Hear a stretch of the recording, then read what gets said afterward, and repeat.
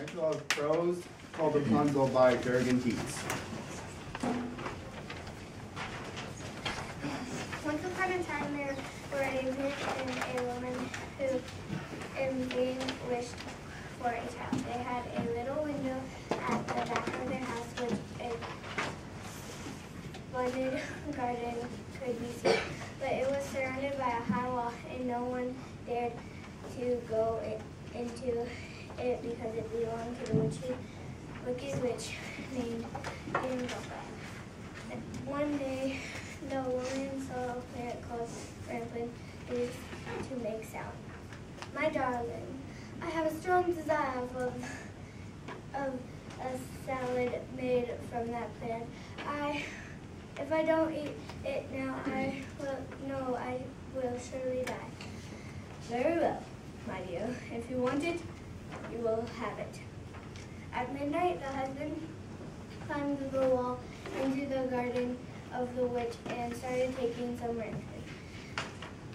When he had the rampion in his hands, he saw the terrible witch standing before him.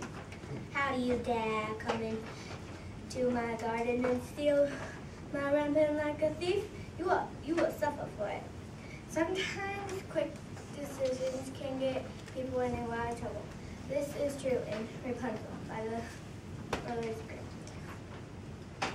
Oh, please forgive me. My wife saw your rampion from the window and she wanted it so bad that she would have died if she didn't have some to eat. If you're telling me the truth, I will let you take some with you, as much as rampion as you want. Only I make one condition. You must give me the child that your wife will bring into the world. It shall be treated, and I will care for it like a mother.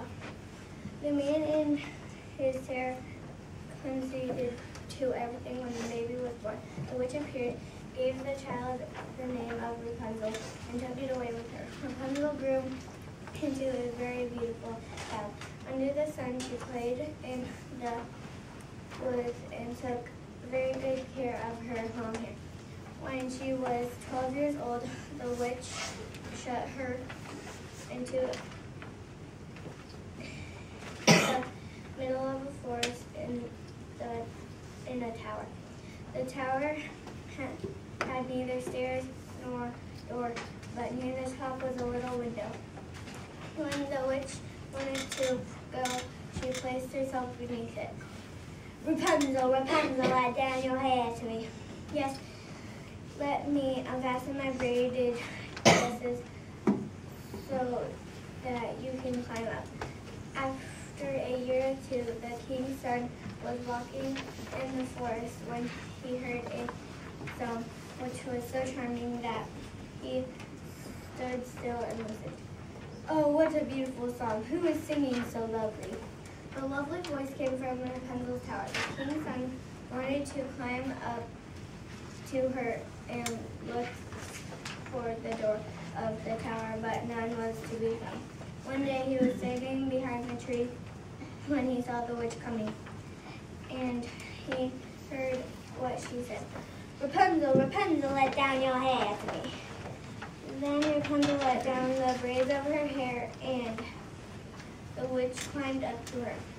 So that's the way I can climb up to the tower. I will do the same. The next day when it began to grow dark, he went to the tower. Rapunzel, Rapunzel, let down your hair to me. Immediately the hair fell down, and the king's son climbed up. Oh, who are you, my darling? My heart is yours. Will you marry me? Will you be my wife and live with me in my kingdom?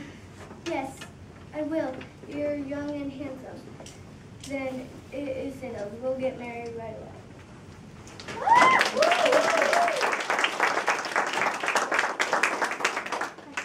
Up next is Public Speaking, Drinking by Zoe Roots.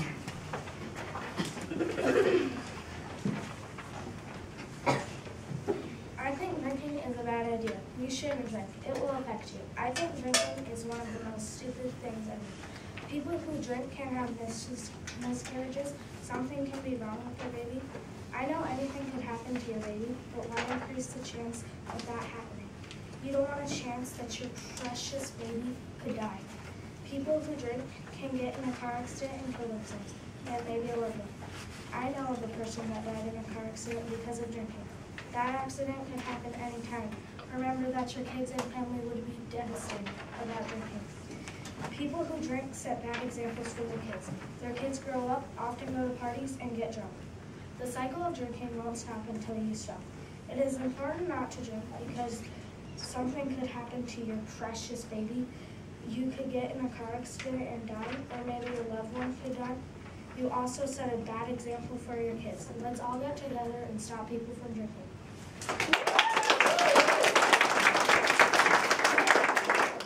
Up next is public speaking, Tegan's World by Tegan Steinmeier.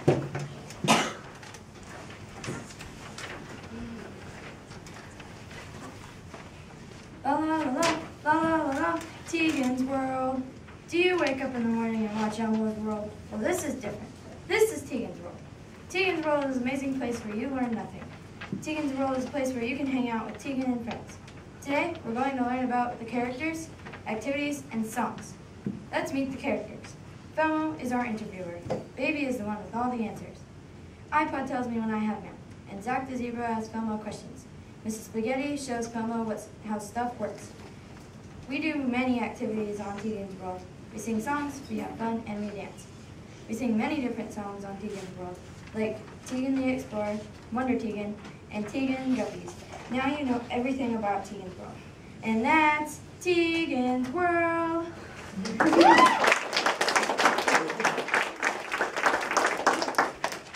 Poetry on Fathers by Kerrigan Dietz.